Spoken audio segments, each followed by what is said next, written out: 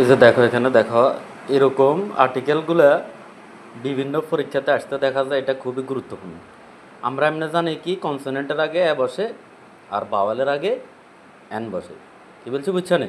কিন্তু এই যে অ্যাব্রিভিয়েশনগুলোতে একটু ঝামেলা আছে, এবং এটা খুব সহজে আমরা এখন বাইর করতে পারবো।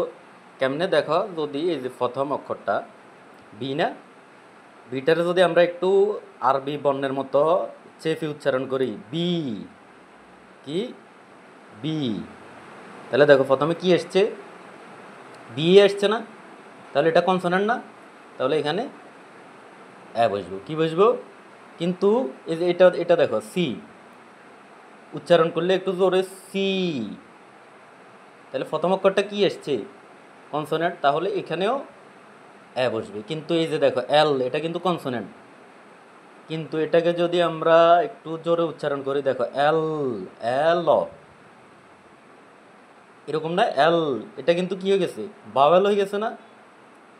এটা কিন্তু এমনি কনসোনেন্ট, কিন্তু উচ্চারণের সময় এটা উচ্চারণে এ চলে আসছে, বুঝছো? এটা হচ্ছে ভাওয়েল, সেজন্য এখানে এন হবে। বুঝতে পারছো? এটা কিন্তু কনসোনেন্ট, কিন্তু এটা উচ্চারণ করার সময় ভাওয়েলের মতো উচ্চারণ হচ্ছে। হ্যাঁ, একইভাবে এম দেখো, এটা কিন্তু কনসোনেন্ট, কিন্তু এম, এই যে এ চলে আসছে, তার মানে এখানেও তোমার কি হবে, এন হবে। কি হবে? এন, কারণ এটা ভাওয়েলের মতো উচ্চারণ আসতেছে, ঠিক আছে? একইভাবে এই যে এম, এই যে এটার এটা একই এম, এটার জন্য এন।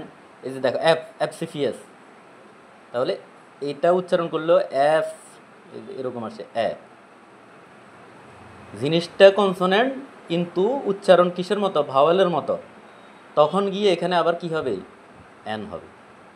একইভাবে এই যে পিএইচডি, হ্যাঁ, ফি উচ্চারণ করলে ফি আর ই আসে, এটা কিন্তু কনসোনেন্ট, সেজন্য আবার এখানে এ হবে।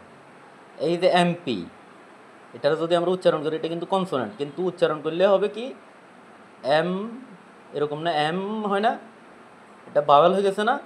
তো বাওয়ালের কারণে এখানে যদিও এটা কনসোনেন্ট, বাওয়ালের উচ্চারণের কারণে এটা হবে এন।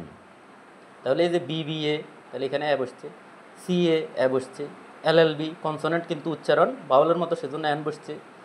এমবিবিএস, এমবিএ, এফসিপিএস, এই যে এগুলা জিনিসগুলো কনসোনেন্ট, কিন্তু উচ্চারণটা ভাওয়ালের মতো, সেজন্য কি হয়েছে, এন হয়েছে। এই যে এফসিপিএস, পিএইচডি, এমপি, বুঝতে পারছো নি? হ্যাঁ।